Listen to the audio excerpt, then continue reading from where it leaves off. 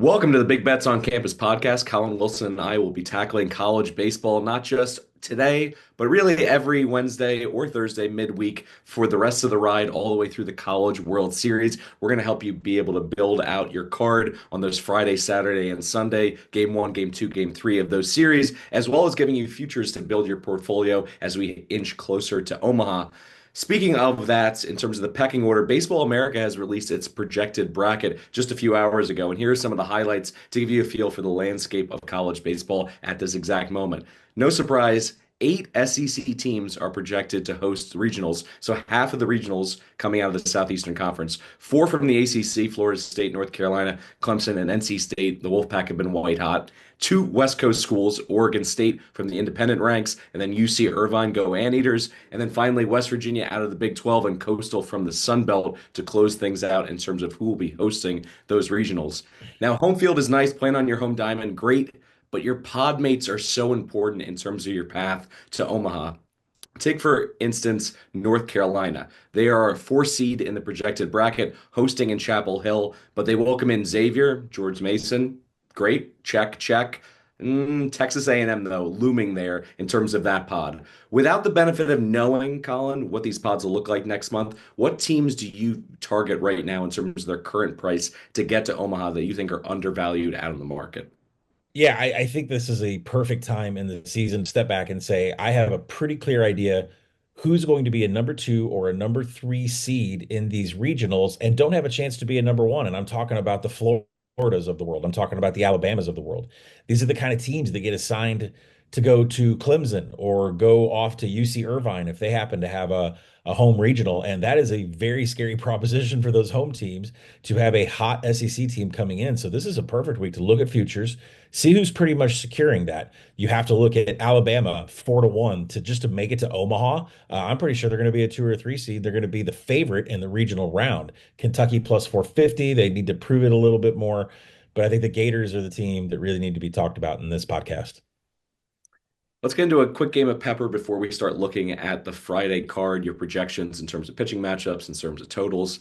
I talked about home field magic last week in the SEC in particular, and immediately we got a vintage moment at Alex Box on Friday night. Down 3-0 in the ninth inning to number five Tennessee. LSU rallies with the help of two fielding errors, a walk, two singles, and then an absolute walk-off bomb from Jared Jones. LSU wins that series. They beat Tennessee. They're now essentially neck and neck with the Vols in the futures market. They're just, I think they're plus 850. Tennessee's going off at about 6-1. The SEC is full of elite teams. We know this. Everyone has an opportunity on a weekly basis to have a statement win in a series, potentially get a sweep, and kind of change their overall ceiling. How impressed were you by the Tigers and that statement series win in Baton Rouge? Yeah, I mean, well, first off, we have to figure out what's wrong with Tennessee. Tennessee and Arkansas continue to lose series, so not sure what's going on with those two clubs. At the same time, LSU is peaking, and I think that they are making a claim that they should be a top three national seed right now, which puts them in great position to host everything in Baton Rouge before they go to Omaha. And they're clicking on all cylinders from a starting pitching, from a hitting perspective. This is a hot team. The problem is the price tag. I think they're priced about third lowest of all the teams, so around 8-1. So this might be the last time to get them. But I think we'll discuss that more in our future section. But it's not a cheap price. You have to pay a heavy tax on LSU right now. In last week's episode, we made it clear that, in the futures market, some pipe dreams are being sold. UC Irvine is not going to win it all. No disrespect to the Anteaters, right? I mean, I'll throw that up there and at least put a question mark on the end of it because they're solid across the board, but they're not dominant anywhere in terms of a top 10 national ranking. Their schedule leaves a lot to be desired, so you just don't really know how they're going to react against some of these power teams. And as you mentioned, they could pull an SEC team as a two or a three seed, even though they're hosting in Irvine. All of a sudden, it gets dicey right from the regional jump.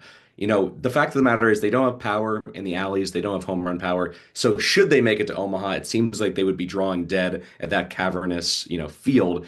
But when you look at their starting pitchers, their top three, they're 16-2 straight up, but only Trevor Hanson gives them ace energy. Is there anything I'm missing in terms of the, bird's eye view on the Anteaters to potentially make some noise and be a darling this summer?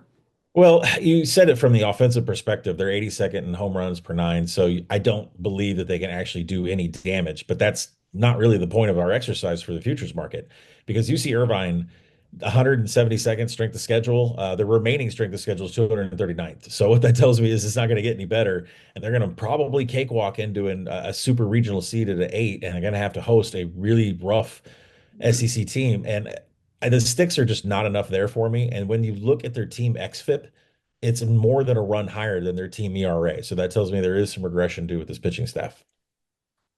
I mentioned Friday, Saturday, Sunday. Some series kick off on Thursday. You have projections for Kansas State, BYU, Louisville, Notre Dame, Texas, Arkansas.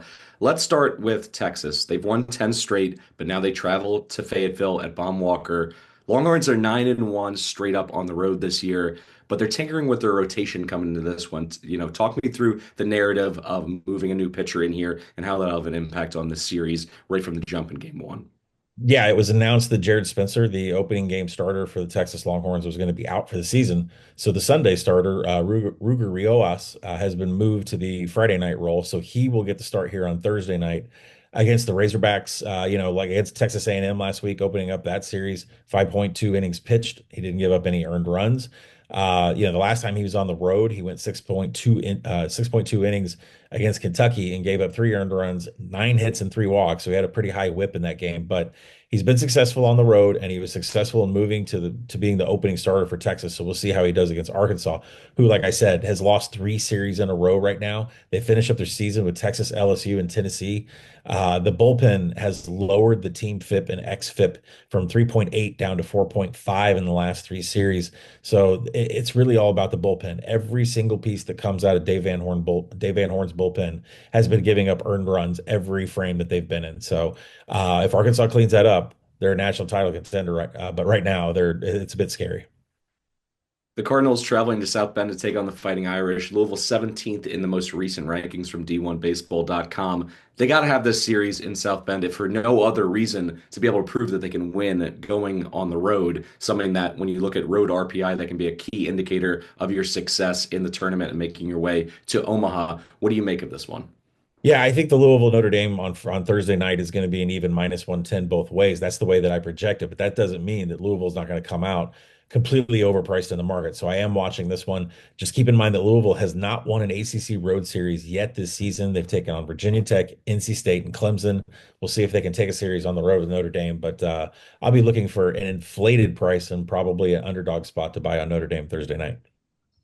Let's go ahead and turn to the Friday card with the headliner Texas Arkansas game two. You got Luke Harrison on the bump. He's really turned the corner 2 years removed from Tommy John. Last year, it was bumpy in terms of his performance, any consistency, really having faith in his arm to make it through the entire season. But now the lefty looks like he's reborn. It's interesting in terms of a whole body, re-imaging. From when he showed up out of high school, he's put on 60 pounds on the 40 acres. He's changed a bit of his delivery post-surgery, and now he's looked dominant in recent wins over Georgia and A&M. But we get your boy here, Gage Wood. Where are you leaning in this matchup?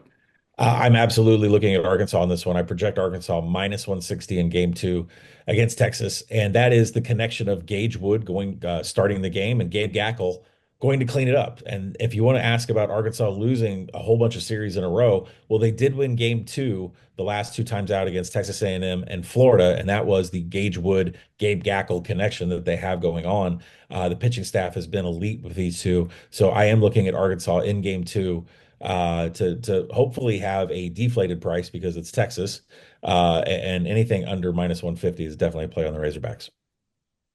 Game one between the Wolfpack and the Hurricanes. Dom Fritton is a short favorite at about -120 in terms of your projections up against Griffin Hugas for the Canes. It's been a great month for the Wolfpack. I mentioned it at the top. They've climbed to the top of the ACC standings, but there's very little room for error if they want to go ahead and host a regional. And the Canes are just as hot in terms of how well they played on their home diamond. So which team with momentum are you ready to fade in a spot like this? Yeah, I mean, it's one of them has to crash. NC State was 10-2 in the ACC during April, but every 3 of those 4 series came at home against Clemson, Louisville, Virginia. They did sweep out at Cal, but that isn't really a big thing, a bullet on your resume. And they lost a series to Duke at the end of March. So Miami, on the other hand, they've won 4 straight ACC series. They swept Georgia Tech after we hyped them up a couple weeks ago. And Griffin Hugas right now has a lower FIP for Miami than Dom Ferton has for NC State. So I do like Miami in this opening game, and I like them all series against Louisville, who might be a little overpriced in the market. Mississippi State, another SEC team with significant home diamond advantage. In terms of who they're putting on the bump here, talk me through this pitching matchup in particular. And then I know the narrative, we've been talking about it really for the past 3 years in terms of Kentucky. They just don't have that same power of some of their, competitors just in the SEC. So is this enough to just go ahead and lay the juice with the home team here and feel like they're going to be overpowered? Or do you think the Wildcats can find a way to manufacture runs on the road? I don't think so because I love Mississippi State's Pico Cone. He has been very good in his last couple of outings, especially when you look at what he has done in his home series. The last time he was at home pitching out of Duty Noble was throwing against Florida, that hot offense. He went 5 innings. He only gave up 2 earned runs, and he punched out 11 batters. That's a pretty high, impressive K9 rate out there. So he's also got an xFIP that is well below 4. It's one of the best of all starting pitchers in the SEC. So Pico Cone is the number that I'm going to play. Absolutely. I think I have him projected at -190, but this is a spot where I think the Kentucky Mississippi State series is probably going to be lined between -120 both ways, all 3 games. So this is definitely a spot to take Mississippi State. Let's stick with that same series on Saturday. Your projection for the total jumps up by about a run and a half in game two. Is that purely based on the starting pitchers, or is there anything that you're noticing in terms of trends for game two? You just mentioned it in terms of, Arkansas playing well in game two of series. Is there anything trend line related that has you potentially leaning towards an over here? Um, yeah, I'm looking for an over with Kentucky and Mississippi State. Both Nick McKay and Evan Syrie, they have FIPS over 6. That is well higher than their ERA. That can inflate run totals.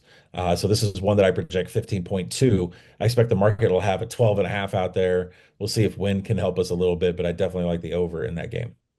Do you ever watch sports and find yourself wishing there was another way to get into the game? Well, with Underdog, there's finally a way to make picks on sports without leaving the house. The game is in your hands.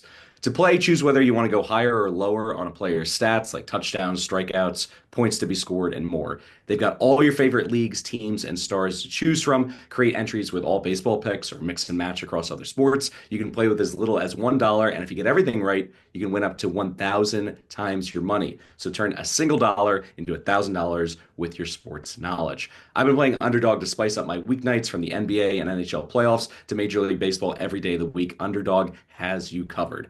Download the Underdog app and sign up now using promo code BBOC to unlock a special offer for up to $1,000 in bonus cash when you make your first deposit. Join in on the fun and sign up with promo code BBOC. Claim your special offer today and get up to $1,000 in bonus cash instantly upon your first deposit. Must be 18 plus, 19 plus in Alabama and Nebraska, 19 plus in Colorado for some games, 21 plus in Massachusetts and Arizona, and present in a state where Underdog Fantasy operates. Terms apply. Concerned with your play? Call 1-800-GAMBLER or visit ncpgambling.org. In Arizona, call 1-800-NEXT-STEP or text next step to 53342. In New York, call the 24/7 Hope line at 1-8778 Hope NY or text Hope NY. Turning to LSU and A&M, as I mentioned, the Tigers' bats are hot, but when things have gone right for Justin Lampkin, things have gone really right, and when they've gone wrong, they've totally gone off the rails. He gave up 7 runs to both Kentucky and Arkansas in recent weeks. Do you see the roof caving in on him again against this Tiger lineup? I do think this is a potential discount on LSU's Anthony Ianson. His FIP is well below 3, ERA at 3.5. Justin Lampkin nearly a full run higher in his FIP and his xFIP than his ERA. So there's definitely some regression there. This Texas A&M team, they've they've been a little sloppy on the defense lately too. So definitely a spot where I'm going to look to buy LSU. If you're betting every day in Major League Baseball, you can kind of grind through a lot of low scoring games, 3-2, 4-5, these matchups that come in well below double digits. If you want to go in the opposite direction, just flip on Auburn and Tennessee. You think this is going to be fireworks from the opening pitch.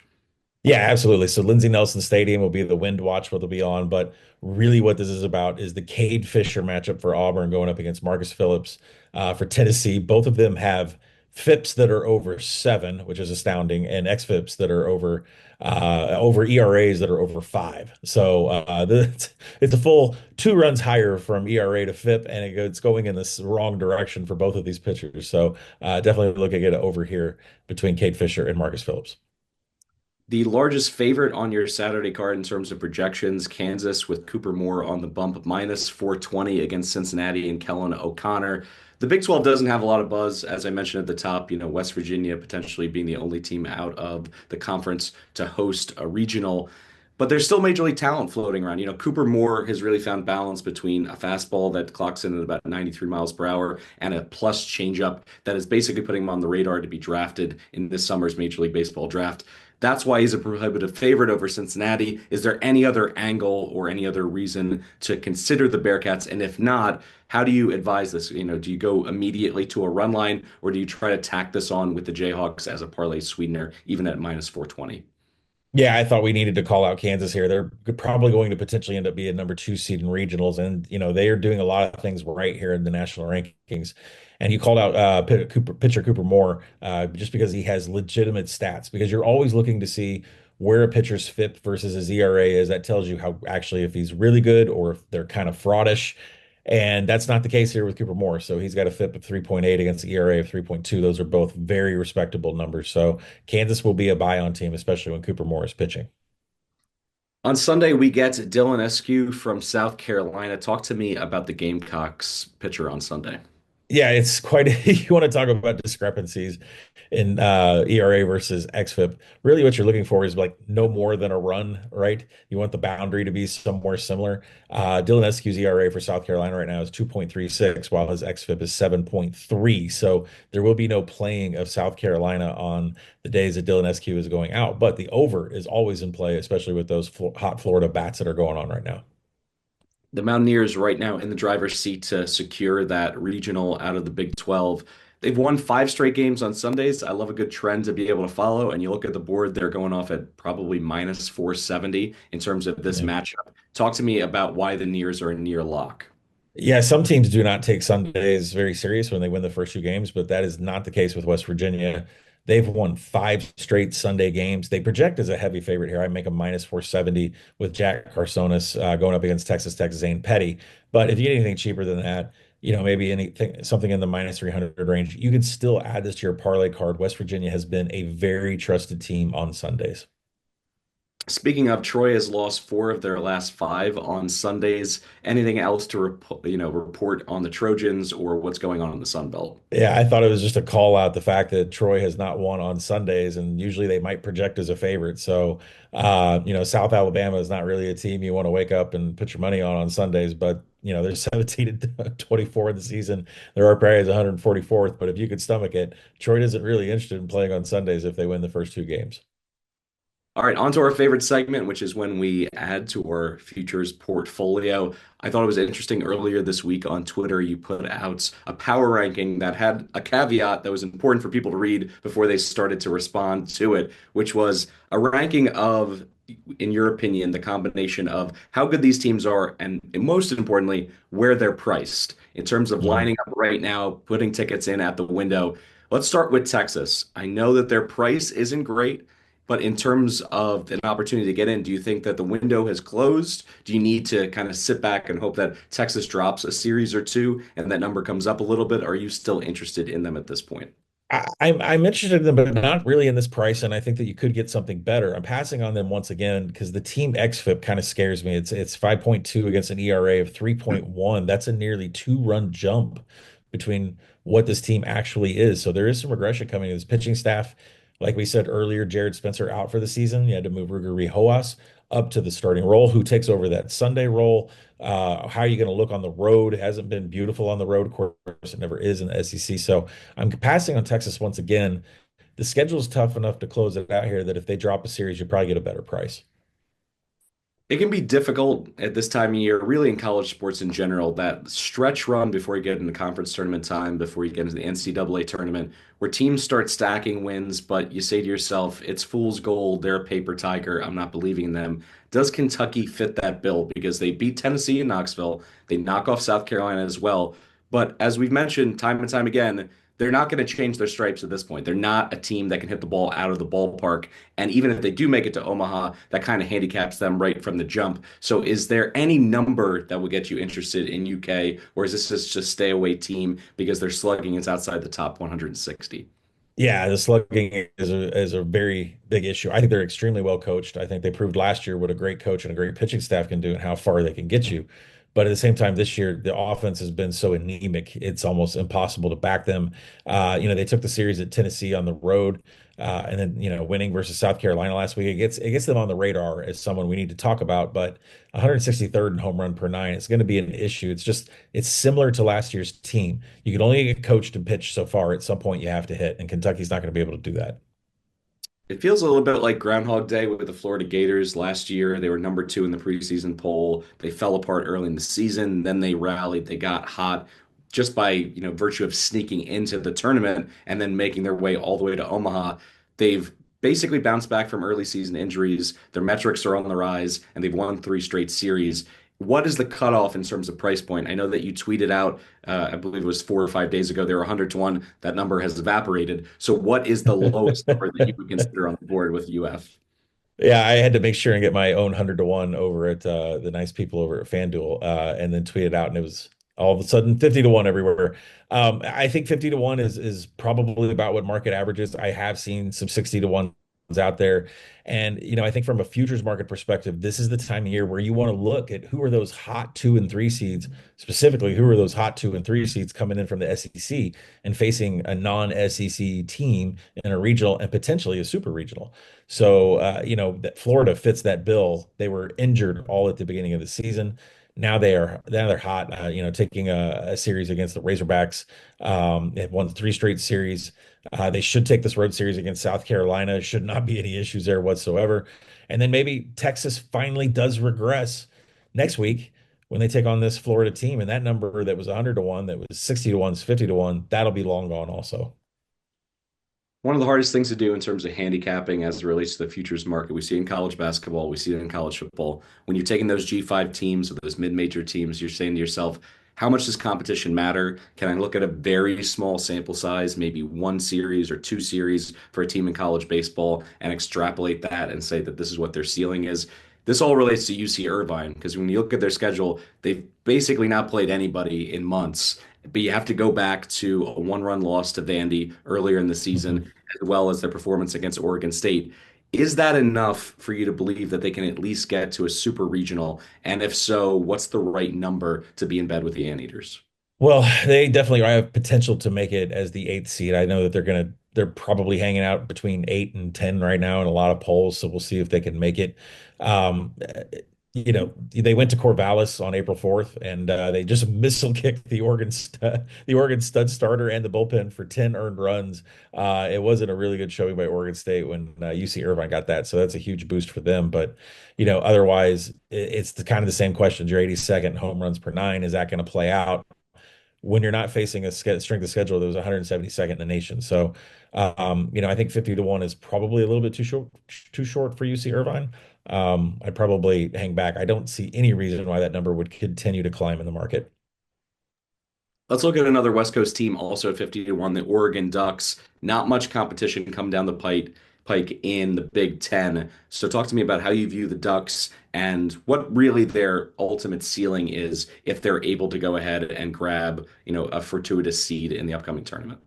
Yeah, we know that Oregon is a legit baseball team in the postseason. They made the supers before, and I think Oregon 50 to 1 was an official future that we added this week. If you didn't get a chance to get a piece of Florida, then you're probably going to want to get a chance to get a piece of Oregon because the remaining path in the Big Ten play is Michigan State, Washington, and Iowa. These are not real powerhouses of college baseball. Although Iowa should make regionals, Oregon shouldn't have a problem there. And then outfielder Mason Neville, he leads all individual hitters in all of Division One baseball in home runs per nine, and it's actually a pretty wide gap. He's got 21 of them on the season, and the Ducks are a contender to grab a super regional seed with this schedule they can close out. And keep in mind, the Big Ten championship tournament is in Omaha. So it's at Charles Schwab Field. So, I mean, it's a huge boost for Oregon if they actually were to start hosting a regional, maybe host a super regional, and then get to go play in a stadium that they just won a Big Ten championship in. So Oregon 50 to 1 is definitely an ad. We'll close this out by looking at the ACC. NC State, as we mentioned multiple times, they've been hot, they've been hot, they've been hot. But now they have back-to-back series coming up on the road with Miami and North Carolina. This is just my perspective on it. I'd like to get a little bit greedy. If they can drop the series against Miami and that ticks up their number a little bit before that series against North Carolina, that's when I'd like to get interested in the Wolfpack. What are your thoughts in terms of timing to grab a team out of the ACC, whether it's NC State or someone else? Yeah, I think we're going to hold and keep our eyes open this weekend and definitely have consideration next weekend. So NC State is the hot team in the ACC. They're off sweeps of Clemson and Cal, and they took the series against Louisville and Virginia before that. So, I mean, these are extreme quality series wins here. Two consecutive road series that are coming up, though. It is harder to win on the road. It's going to be against Miami and then UNC. Potentially, they don't have a problem with Miami, but the UNC series is so big that if they were to win that one, it would definitely shake up the market. So NC State is a team that we pass and watch this weekend. If it holds out and the number is still available, it's something that we would probably want to grab before the UNC series because that would shake up the futures market. I won't put words in your mouth, but it sounds like you're pretty bullish on the Gators and the Ducks. Are those the two teams that you'd like to officially add to the portfolio here? Yeah, I don't think this is the week to buy on the teams that are dipping. Tennessee and Arkansas really have not had any big movement in the market, so it's not really time to buy the dip on these number one seeds that are losing. It's more like it's time to buy these teams that are coming in as potentially three or number two seeds. They're going to get to play in probably friendly environments against teams that shouldn't have host roles like the UC Irvines of the world. So that leads us to Florida 60 to 1 or better, Oregon 50 to 1 or better. Both of those should come in as two hotter seeds who potentially win their conference tournaments. So I think this is a great time to buy on both the Ducks and the Gators. That'll do it for today's episode. Thanks again for joining us. Thanks to my co-host Colin for walking us through the entire landscape. No stone left unturned, going from Thursday all the way through Sunday, giving you insight and plays on sides and totals, as well as his two additions of Oregon and Florida to his futures portfolio. I'm your host, Mike Calabrese. We will return next week with more coverage of the College Diamond. Good luck with all your bets, and we'll see you here next time at Big Bets on Campus.